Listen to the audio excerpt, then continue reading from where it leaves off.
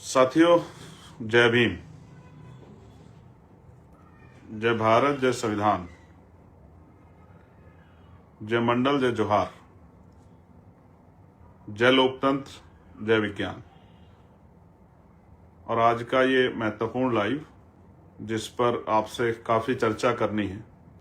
अकेले तो चर्चा नहीं हो सकती, अपनी बात आपको कहनी है समाज में का एक सिपाही होने के नाते। छोटा सा बहुत सारी ऐसी बातें जो आपके बीच में लानी जरूरी है और उसमें हम लोग क्या सोच रहे हैं ये आपको पता लगना बेहद जरूरी है। तो तब तक आप जुड़िए। मैं सर्वप्रथम मैं बहुजन समाज में जन्मे सभी संतों, गुरुओं और महान पुरुषों को नमन करता हूं। और नमन करने के पीछे जो मेरा उद्देश्य रहता है वो उद्देश्य रहता है कि उनके द्वारा किए गए कार्यों को, उनका जो लंबा जीवन संघर्ष, त्याग, बलिदान रहा है, उसको समाज में उनका वो प्रभाव मजबूत हो और सम्मान जो है वो बना रहे। आने वाली पीढ़ियां, नस्लें उनको देखे, जाने, समझे और उनके दिखाए रास्ते पर चलने का काम करें। तो इस लाइव को आप कुछ लोग अभी जुड़ेंगे, कुछ लोग सुनेंगे, कुछ लोग बाद में जुड़ेंगे, कुछ लोग देखेंगे, कुछ लोग यूट्यूब चैनल्स पे इसको देखेंगे, जो हमारे बहुजन मीडिया के साथी हैं उनके चैनल्स पे। कुछ लोग यहीं से मेन स्ट्रीम मीडिया के लोग भी उठाएंगे, जो मेरे व्यू जो हैं उनको रखेंगे। लेकिन एक दो तीन बहुत इंपॉर्टेंट चीजें हैं जो आपके सामने रखनी है। तो मैं सबसे पहले उन महान पुरुषों को और सभी महान पुरुषों के साथ साथ आज मैं दो नाम इंपॉर्टेंट हैं जो मुझे ऐड करने हैं, जिनमें एक है जो आज के समय में प्रासंगिक हैं, जिनको लेकर चर्चा होगी, वो है बीपी मंडल साहब। बीपी मंडल साहब और वीपी सिंह जी, ये दोनों जो हैं आज इंपॉर्टेंट हैं। इसका कारण क्या है मैं आपको बताऊंगा। लेकिन सर्वप्रथम मैं आगरा के साथियों को बधाई देता हूं। आगरा अलीगढ़ मंडल के जो हमारे साथी हैं और उन मंडलों में जो तमाम जिले हैं, जिले के पदाधिकारी हैं, हमारे सभी जिला अध्यक्ष हैं, विधानसभा अध्यक्ष हैं, सेक्टर बूथ के अध्यक्ष हैं, मंडल के पदाधिकारी हैं, उन सबको मैं बधाई देता हूं और धन्यवाद करता हूं आगरा के ऐतिहासिक कार्यक्रम के लिए भीम आर्मी और आजाद समाज पार्टी के सभी साथियों को। बहुत अच्छा शानदार कार्यक्रम आप लोगों ने कराया, बहुत हिम्मत बढ़ाई, बहुत ताकत दी। इसके लिए मैं आपका आभार प्रकट करता हूं। और ये कार्यक्रम इसलिए महत्वपूर्ण था कि कार्यक्रम का स्थान बदल गया था। तो स्थान बदलने के बावजूद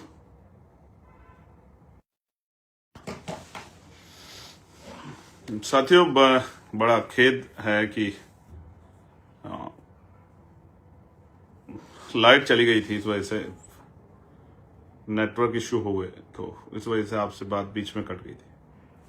तो मैं पुनः शुरू करता हूं कि आगरा में आपने बहुत अच्छा कार्यक्रम कराया और मैं दिल से आपको बधाई देता हूं। भीम आर्मी आजाद समाज पार्टी के अपने सभी साथियों को, जो अनुसांगठनिक हमारे संगठन हैं, चाहे वो लीगल सेल हो, भाईचारा संगठन हो,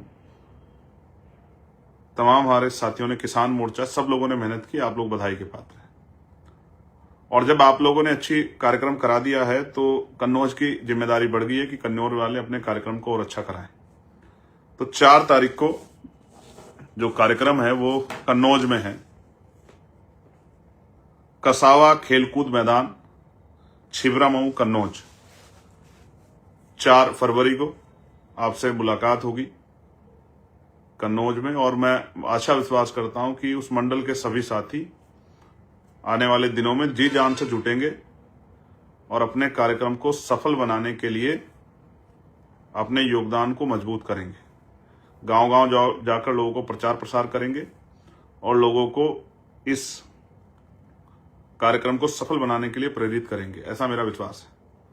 तो मैंने जो महत्वपूर्ण था वो आज के लिए यही था कि कन्नौज छिबरामऊ में जो कार्यक्रम है कसावा मैदान में, खेलकूद मैदान में, उसको आप लोग, वहां की टीम के साथियों को मैं मनोबल बढ़ाते हुए कहना चाहता हूं कि आपको मेहनत करके अपने कार्यक्रम को मुजफ्फरनगर, आगरा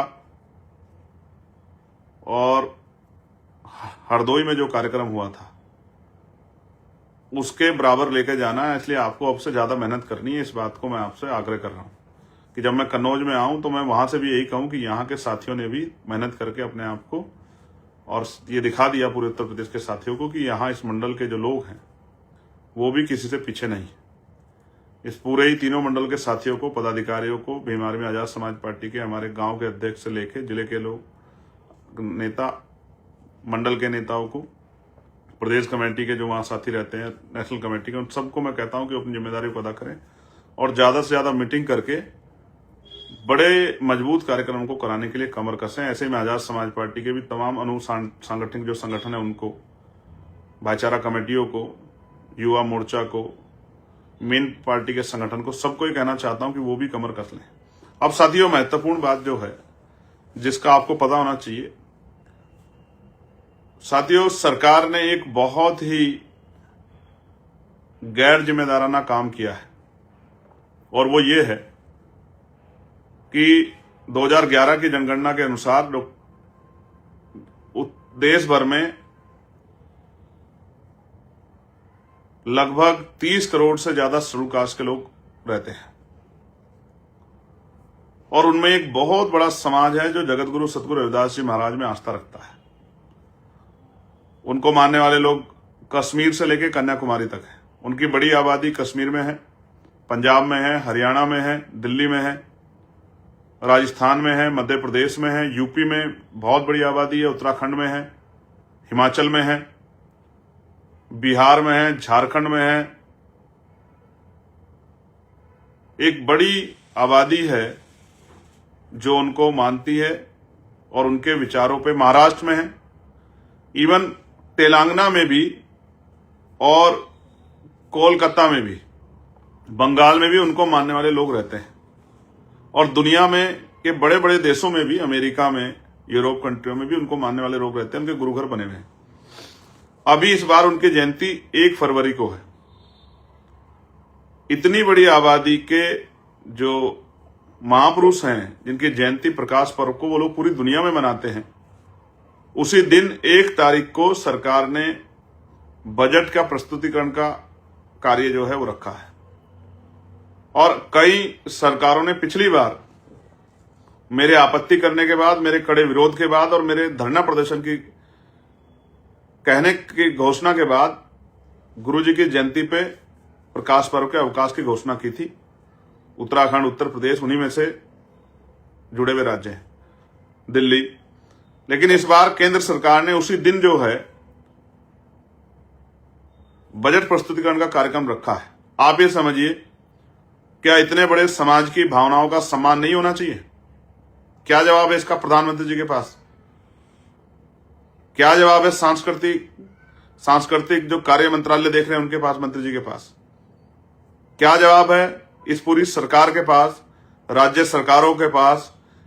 आपने जगत गुरु सतगुरु रविदास जी महाराज जी की प्रकाश पर्व पे अवकाश घोषित नहीं किया।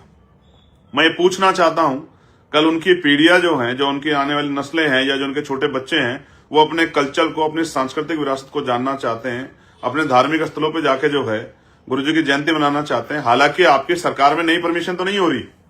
मैंने आपको लेटर भी लिखा उत्तर प्रदेश के मुख्यमंत्री जी को, आपकी सरकार में नई परमिशन नहीं हो रही है, नई परमिशन नहीं दी जा रही है कि आप अपनी धार्मिक जो है कार्यक्रम को सफल बना ले। ठीक है, वैसे तो आप बड़ी हिंदुत्व की बात करते हैं, कहते हैं हम सब लोग भाई हैं, लेकिन आपकी सरकार कोई किसी भी नई परमिशन को अलाउ नहीं कर रही है। हजारों जगह पे लोग अपने धार्मिक कार्यक्रम को, गुरुजी की जयंती को मनाना चाहते हैं, लेकिन आपने उसी दिन बजट प्रस्तुतिकरण का कार्यक्रम रख के आपने इतने बड़े समाज को नीचा दिखाने का काम किया, उनकी आस्था पे चोट करने का काम किया।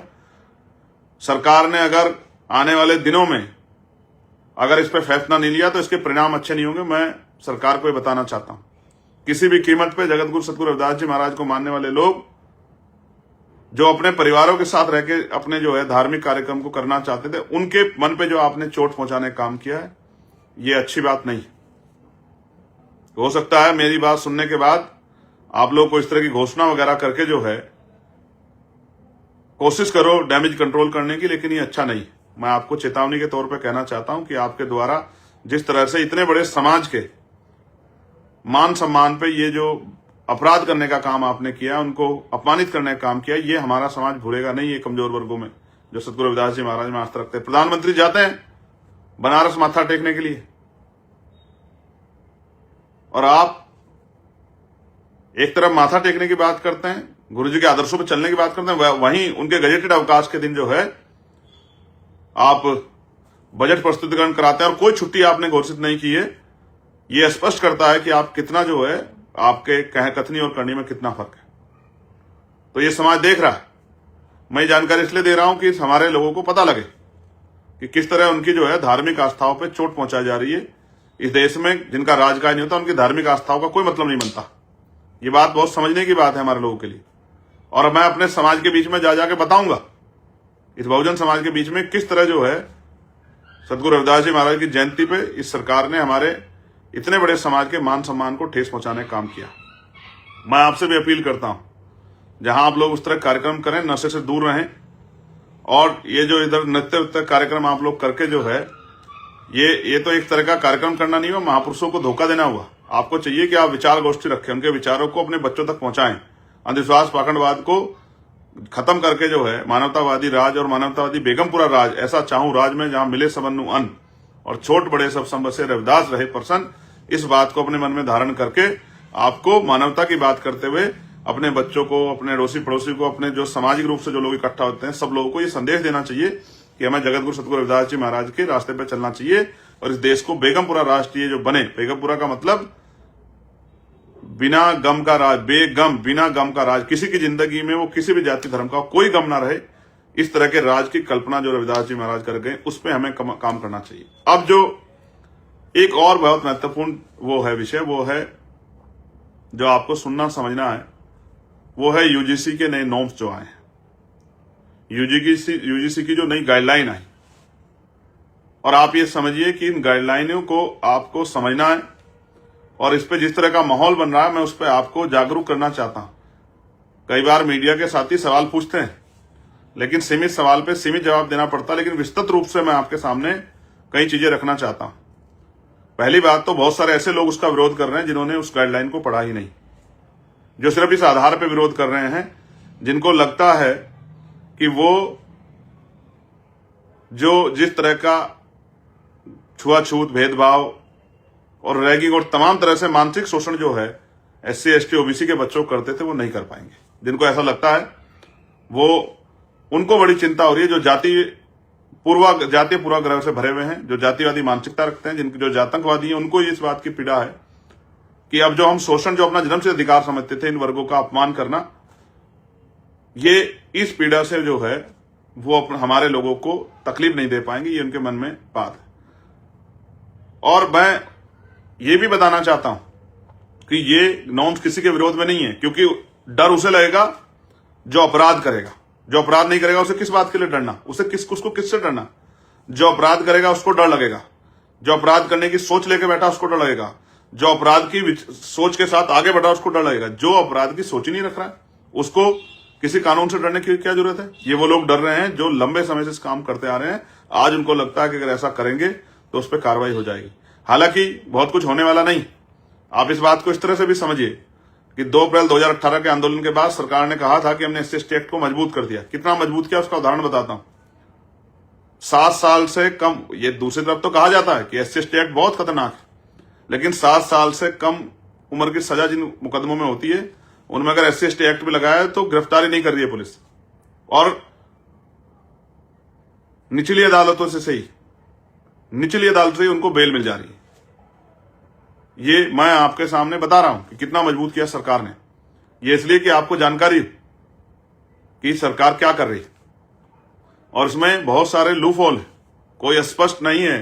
ये जो है स्पष्ट रूप से कोई कानून नहीं है कि क्या क्या चीजों को हम लोग उसकी मान्यता में लाओगे। और इसमें आपने जोड़ दिया है आर्थिक रूप से कमजोर वर्गों के बच्चों को, दिव्यांग जन बच्चों को। तो आर्थिक रूप से कमजोर वर्ग के जो बच्चे हैं जिनका आप जिक्र करें, तो EWS के अकॉर्डिंग जो है अंडर में, वो तो सारे स्वर्ण जाति के। तो आप किस आधार पर कह रहे हैं कि कानून स्वर्णों के विरोध में? अब हमारे लोग इतने बेवकूफ नहीं रहे कि आप उनको कुछ भी पढ़ा दो और वो लोग पढ़ने लग जाए। ये जो विरोध है ये सब पॉलिटिकल विरोध है, और ये जानबूझ के इसलिए किया जा रहा है कि किसी दूसरे मुद्दे को डाइवर्ट करना चाहते हैं। मैं आपको हालात बताता हूं। 45 केंद्रीय विद्यालय हैं देश के अंदर। उन 45 में से सरकार ने कितना सामाजिक न्याय किया है, इसका उदाहरण यह है कि 45 में से एक एसटी के वाइस चांसलर हैं, एक एससी के वाइस चांसलर हैं और 5 ओबीसी वर्ग के वाइस चांसलर हैं, जिनकी आबादी 85% है। उनके 7 कुलपति हैं और 38 स्वर्ण जाति के वाइस चांसलर हैं। आप मेरी बात को गलत समझे तो आप इसको चेक करा लें। दूसरा, 80% बैकलॉग है पिछड़े वर्ग के बच्चों का, पिछड़े वर्ग के प्रोफेसरों का, असिस्टेंट प्रोफेसरों का, एसोसिएट प्रोफेसरों का, और 83% का बैकलॉग है एसटी के बच्चों का इन्हीं पोस्टों में, और 64% का बैकलॉग है एससी के बच्चों का, एससी के प्रोफेसरों का, असिस्टेंट प्रोफेसरों का, एसोसिएट प्रोफेसरों का। ये बात मैं आपको इसलिए बता रहा हूं कि मैं यहां बैठता हूं वेलफेयर कमेटी की मीटिंग में और तमाम जो है कमेटी की मीटिंग में, मैं देखता हूं मेरे पास रिकॉर्ड में आते हैं, मेरे एप्लीकेशन आते हैं। कोई ऐसा सेंट्रल पीयूसी नहीं है जहां के लोगों को, जहां के अधिकारियों से हमें बात ना करनी पड़ती हो कि आप गवर्नमेंट की गाइडलाइन को फॉलो करो, डीओपीटी गाइडलाइन को फॉलो करो, रोस्टर को फॉलो करो। कोई सरकारी ऐसा महकमा नहीं है जिसमें बैकलॉग ना हो, जिसमें जितनी संख्या में सरकारी एम्प्लॉय उससे ज्यादा एम्प्लॉय जो है ठेकेदारी के आउटसोर्सिंग के जरिए ना रख रखे हों कि सरकारी नौकरी ना देनी पड़े। ये आपके सामने। और आप बच्चों की बात करो, अधिकारी कर्मचारियों के हाल देखिए, उनके साथ डिस्क्रिमिनेशन हो रहा है और आप किस तरह शोषण करते हो। मैं बताना चाहता हूं देश को कि आप शोषण किस तरह करते हो। आप शोषण करते हो जैसे पूरन सिंह आईपीएस जो थे, उन्होंने सुसाइड नोट में लिखा, कोई गिरफ्तारी आज तक नहीं हुई है जो हरियाणा के आईपीएस थे, एडीजीपी रैंक के। आप बच्चों की बात करते हो, उनको न्याय दिला दोगे।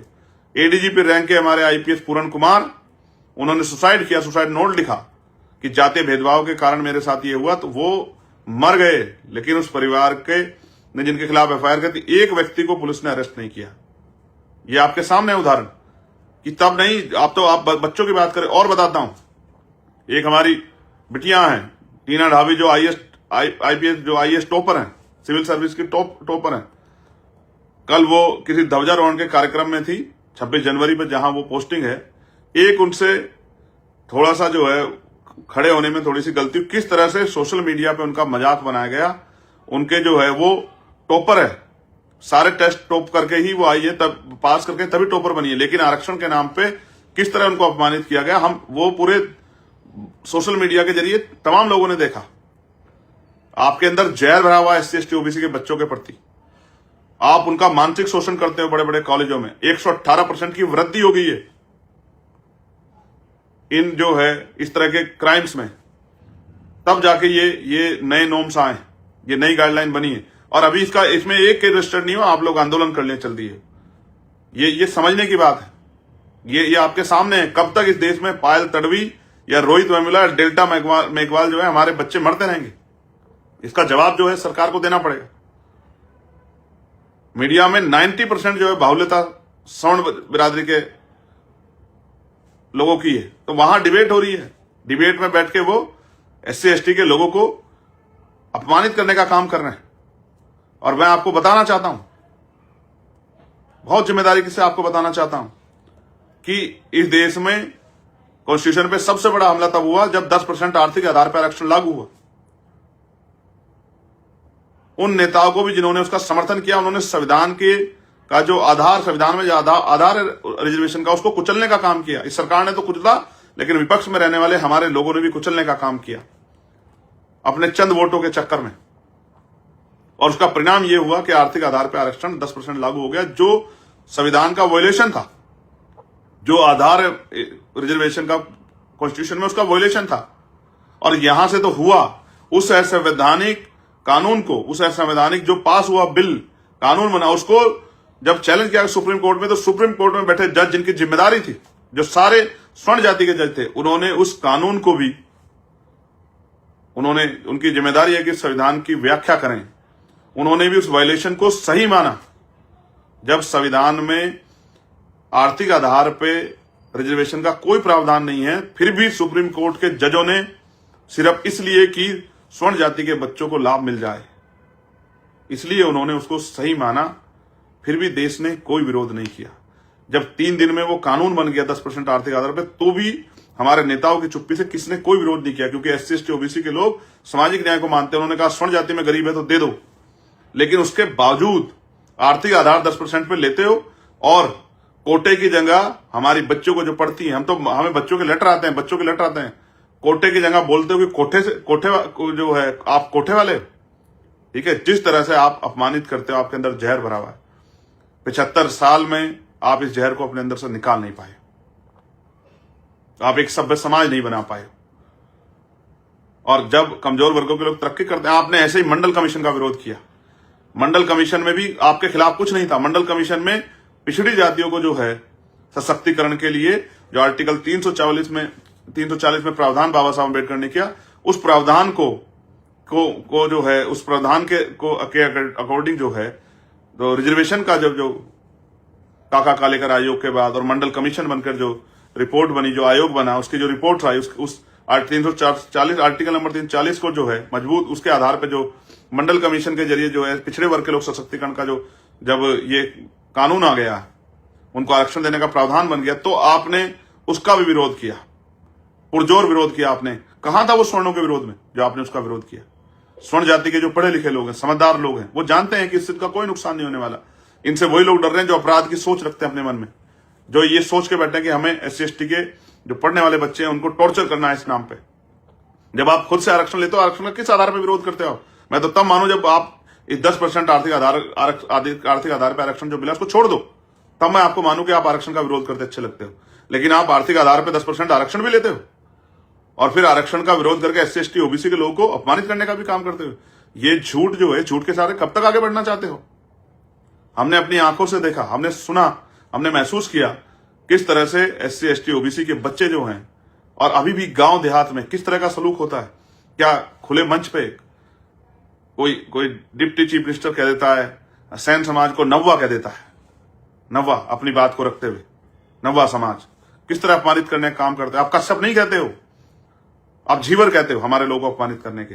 आप प्रजापति नहीं कहते हो, आप कहते हो कुमार। जानबूझ के आप हमारे लोगों को अपमानित करने का काम करते हो, जानबूझ के। आप यादव नहीं कहते हो, आप कहते अहीर, जानबूझ के आप जो है हमारे लोगों को, जानबूझ के आप जो है पिछड़े वर्ग के, पिछड़ी जाति के बच्चों को, शेड्यूल कास्ट के लोगों को, ठीक है, आप जानबूझ के जो है जाति के आधार पे, ओ नाई के, ओ खटीक के, ओ झीवर के, ठीक है, इस तरह से आप जो है आज भी गांव देहात से लेकर पढ़े लिखे लोग जो अपने आप को पढ़े लिखे कहते हैं, किस तरह से जो है वो बढ़ाई के विश्वकर्मा समाज को बढ़ाई के कह के आप जो है आप अपमानित करने का काम करते हैं। क्या हम नहीं जानते हैं? हम इसी सामाजिक व्यवस्था से निकल के यहां तक आए, हम ग्रामीण पृष्ठभूमि के लोग, हम जानते हैं कि आप किस तरह से जो है हमारे जो है दलित पिछड़े समाज को किस तरह अपमानित करते हो। आप आज भी जो है हमारे पढ़ लिखने के बाद आप उनको जो है सम्मान से नहीं उनका नाम ले पाते हो। ये सब हम लोग देख रहे हैं और मैं धन्यवाद दूंगा एक ही बात के लिए कि इस नॉर्म्स में आपने SC ST के साथ OBC को भी जोड़ा, OBC को भी जोड़ के आपने बताया कि हम ये जाति के आधार पे जो कुछ OBC के साथियों को जो घमंड हो गया था, वो भी अपने आप को स्वर्ण समझने लगे, तो उनको भी आपने बताया कि इस नॉर्म्स में कि उनको भी उनका भी उत्पीड़न होता है। जिस भाईचारा को बनाने के लिए SC ST OBC के हम लोग इतने लंबे समय से प्रयास कर रहे थे, आपने अच्छा किया, बना दिया। और मैं तो चाहता हूं सरकार पे पीछे हटे, जो SC ST OBC के लोगों को पता लग जाए कि सरकार उनका कितना हित चाहती है, कि जरा से विरोध से डर के जो है उन्होंने ये गाइडलाइन वापस ले ली या इस पे विचार करने की बात कही। पता होना चाहिए कि वो इतने बड़े समाज के भावनाओं को किस तरह कुचलने का काम कर रही। मैं तो चाहता हूं सरकार स्टैंड ले, पता तो लगे, क्योंकि सरकार ने सिर्फ अपनी मन से नहीं किया है, जो समिति थी उसमें जो लोग थे उनके सुझाव से किया है। इसलिए मैं कह रहा हूं बहुत महत्वपूर्ण है, चर्चाएं हो रही हैं, इस्तीफे हो रहे हैं, बहुत कुछ है, आपको नजर बनानी है। मेरी बात पे गौर करो कि कौन खड़ा है आज आपके साथ, कौन पत्रकार है, कौन न्यूज चैनल है, कौन सा अखबार है, कौन खड़ा है आपके साथ, कौन सा नेता खड़ा है, कौन सी पार्टी खड़ी है। आज आपको देखना है कि आपके बच्चों को जिस तरह सुसाइड करने के लिए मजबूर किया जा रहा है हायर एजुकेशन सेंटरों में, अगर उसके रोकथाम की कोई कोशिश की गई है तो उससे कौन डरा है और कौन जो है उसके खिलाफ जो कौन सा दल खड़ा होकर किस तरह की बात को प्रयोग कर रहा है। आज SC ST OBC के लोगों को देखना है, समझना है कि कौन सी पार्टी क्या स्टैंड ले रही, कौन सा नेता क्या स्टैंड ले रहा। क्या किसी में हिम्मत है कि वो स्टैंड लेके कहे कि हम ये जो नए नॉर्म्स बने, ये जो नई गाइडलाइन बनी है, हम लोग किसी भी कीमत पे इन गाइडलाइनों के। हालांकि इन गाइडलाइनों से बहुत कुछ प्रभावित नहीं होने वाला, लेकिन फिर भी जो कुछ प्रयास किए गए हैं उन प्रयासों को अगर वापस लेने का प्रयास करें तो हम सड़क पर मुकाबला करेंगे, हम सरकारों को जो है घेरने का काम करेंगे, हम धरना प्रदर्शन करेंगे, हम लोग जो इनके आवासों पे ताले लगा देंगे। कोई ऐसा हिम्मत जुटाए तो मैं तो देख रहा हूं, लेकिन मैं तो आपसे कह रहा हूं, आज दलित पिछड़े वर्ग के जो है बुद्धिजीवी, आदिवासी वर्ग के जो बुद्धिजीवी, उनसे कह रहा हूं, जो चिंतक हैं उनसे कह रहा हूं, जो इस समाज में अधिकारी कर्मचारी, उनसे कह रहा हूं, देखिए आपके बच्चों को जिस तरह का शोषण का शिकार होना पड़ता है उस पर कौन खड़ा है आज आपके साथ, या कौन वोटों की परवाह कर रहा है। ये बहुत बड़ा उदाहरण है आपके सामने देखने के लिए, समझने के लिए। अगर आज भी नहीं समझे और आज भी नहीं संभले तो वो दिन दूर नहीं है कि कल फिर किसी पायल तड़वी को, रोहित वेमुला को, डेल्टा मेघवाल को जातीय भेदभाव कारण आपके बच्चों को, आपके जो है टॉपर्स हैं उनको जान देनी पड़ेगी। मैं बहुत चिंता में था, मैं सोच रहा था आपसे बात करूं, क्योंकि जब से गुरु रविदास जी महाराज की जयंती पे प्रकाश पर्व का अवकाश जो है वो छीनकर जो है और इस तरह का माहौल बनाया गया, उससे मेरे मन में गुस्सा, बहुत पीड़ा थी। और दूसरा जो है ये यूजीसी पे जो है जिस तरह से मैंने आपको बताया, आप चेक कीजिए सोशल मीडिया, किस तरह टीना ढाबी को, जो एक आईएएस है, टॉपर है, जिसको जाति के आधार पे जो है उसका अपमान करने का काम किया जा रहा है। ये आपके सामने अभी एक दिन पहले की बात है, आज 27 से 26 की बात। और आईपीएस पूरन कुमार का उदाहरण मैं आपको दे चुका हूं, और उससे पहले जो है आपके टॉपर्स में पायल तड़वी, डेल्टा मेघवाल, रोहित वेमुला, कितने जो है आपके सामने उदाहरण है। और ये बढ़ रहा है, 118% की वृद्धि हुई है, क्योंकि स्कूलों में बैठे, हायर सेंटर में बैठे द्रोणाचार्य एकलव्य का अंगूठा रोज काट रहे हैं या कटवा रहे हैं। तो ये जिम्मेदारी बैठती है उस सभ्य समाज की, उस पढ़े लिखे हर जाति धर्म के व्यक्ति की। अगर कोई बन रहा है, प्रयास हो रहा है कि इस तरह की चीजों पर रोकथाम लगे, तो उसमें अड़ंगा ना अड़ाएं, उसका समर्थन करें। और जो अड़ंगा अड़ा रहा है, और वो कहां, अरे मैं भूल गया, वो भाईचारे का भूत कहां कितना जल्दी उतर गया आपका 2 दिन में। ऐसे मंडल कमीशन पे आप लोग हिंदुत्व भाईचारे की बात कर रहे थे ना, अरे वो भाईचारे वाले बंधु कहां गए सब लोग जो भाईचारे की बात कर रहे थे कि हम सब लोग भाई हैं, हिंदू भाई भाई, जात पात की करो विदाई, हिंदू भाई भाई। अब ये जब आपके दलित पिछड़े भाइयों को के अधिकारों के संरक्षण के लिए कुछ मिलने लगा है, वो भी आपसे ही बचाने के लिए कि आप उनका जाति आधार पर उत्पीड़न न करो, तो कहां गया भाईचारा आपका। वो भाईचारे वाले लोग निकल के आए। जब भी SC ST OBC के लोगों को, जब मंडल कमीशन आया था तो भी भाईचारे वाले लोग ही थे जो चाहते थे कि वो पिछड़े वर्ग को लोग सशक्तिकरण ना हो, उनके लिए अलग से कोई जो है स्पेशल प्रोविजन ना बने। SC ST के लोग नहीं चाहते थे कि उन पिछड़े वर्ग के अधिकारों को छीना जाए। वो तो आज भी चाहते हैं 52% OBC को 52% रिजर्वेशन मिले। मैं तो अभी क्या गया आगरा में कि जो अति पिछड़ा समाज है उसको 15% अलग से रिजर्वेशन देंगे, 27% से अतिरिक्त, जिससे आपके अंदर कोई उस तरह के ना इत्तेफाकी ना हो। और देते तो 25%, लेकिन क्योंकि अभी उस तरह की स्थिति नहीं है, उस तरह का माहौल नहीं है, लेकिन 15% की तो गारंटी देते हैं कि हम लोग कानून बना के जो है 15% अति पिछड़ी जातियों को अलग से आरक्षण की व्यवस्था करा के देंगे, क्योंकि हम समझते हैं कि वो आगे नहीं निकल पाए।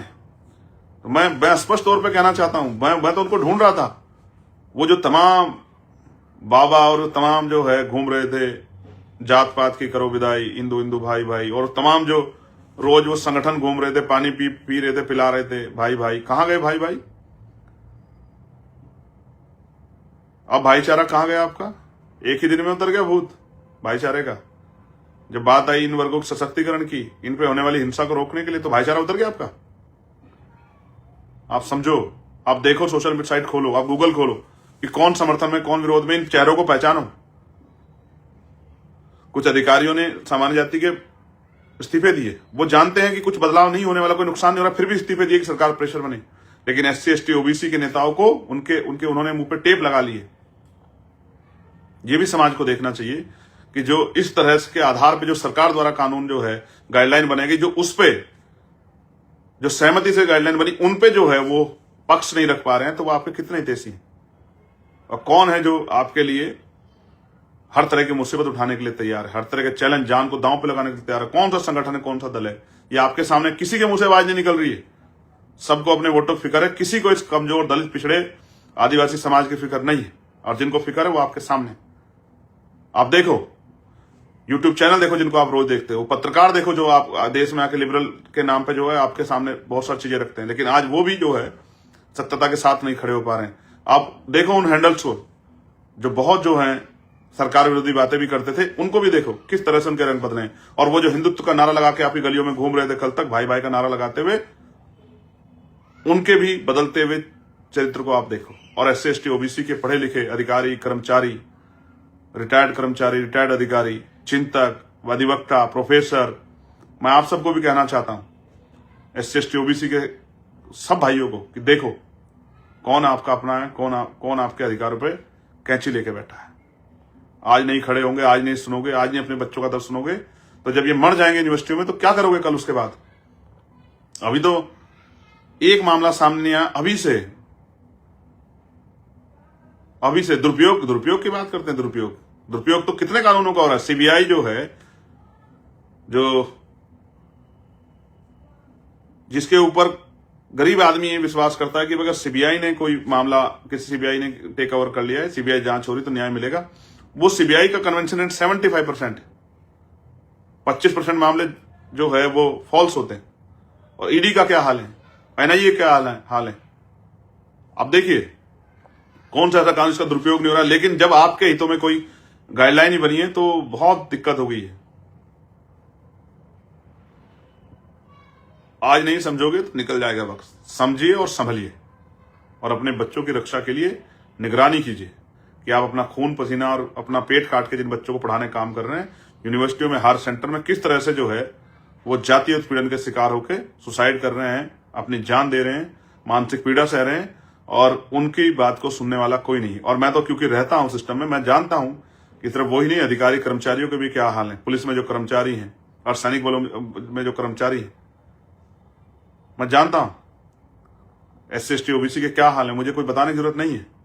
मैं कोई चांद से नहीं आया, कोई इंग्लैंड से नहीं आया, कोई अमेरिका से नहीं आया। मैं यहीं इसी मिट्टी में, यूपी की, जहां खाटी राजनीति होती है, जहां जाति जो है वो पैदा होती है, जिसका स्वरूप देखने को मिलता है, जहां ग्रामीण क्षेत्रों में जातियों का जो है, जातियों के गढ़ हैं, मैं वहीं से आया निकल के। मैं सब जानता हूं कि किस तरह दफ्तरों में अधिकारी कर्मचारी परेशान है, ट्रांसफर, पोस्टिंग, सस्पेंशन, किस तरह कलम फेर के किस तरह SC ST OBC कर्मचारियों को जो है किनारे लगा रखा है इन सरकारों ने। ये सब आपके सामने। धन्यवाद, आपने मुझे सुना, और मैं आशा उम्मीद करूंगा कि आप अपना जो है विचार भी इस पर रखेंगे, व्यक्त करेंगे कि आप क्या सोचते हैं।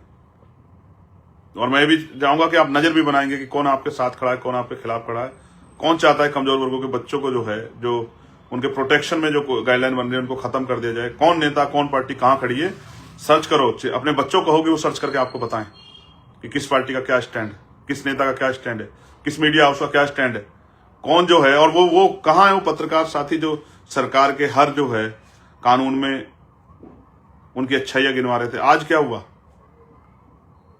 जब किसानों के खिलाफ कानून बनते थे तो आप अच्छाई गिनाते थे ना। जब NRC पे कानून बना था, 370 पे कानून बना था, जब 3 तलाक पे कानून बना था, तो आप ही तो ना अच्छाई गिनवा रहे थे। आज क्या हुआ? सरकार के अच्छाई गिनवाने वाले और तमाम मीडिया हाउस को क्या हुआ? सांप सूंघ गया है। समझ रहे हैं? कमजोर वर्गों के लोग आपको समझ रहे हैं, बिल्कुल समझ रहे हैं। और नहीं समझ रहे हैं तो मेरे लाइव के बाद समझेंगे। ये पाल, प्रजापति, कश्यप, सैनी, मौर्य, शाक्य, कुशवा, बिंद, राजभर, केवट, मल्ला, निषाद, विश्वकर्मा, सैन, ये समझेंगे। ये चमार, वाल्मीकि, पासी, धोबी, कोरी, खटीक, सब समझेंगे। महार, ये सब समझेंगे, इनको समझ आएगा। ये जाट, गुजर, यादव समझेंगे सब लोग ये। और नहीं समझेंगे तो हम लोग समझाते रहेंगे इनको कि समझे, इनको समझ आए कि किस तरह आपके बच्चों के अधिकारों को निगलने का काम कौन कर रहा है और उसको, उसकी भूमिका कौन बना रहा है। धन्यवाद। जय भीम, जय भारत, जय संविधान, जय मंडल, जय जोहार। आपका भाई चंद्रशेखर आजाद।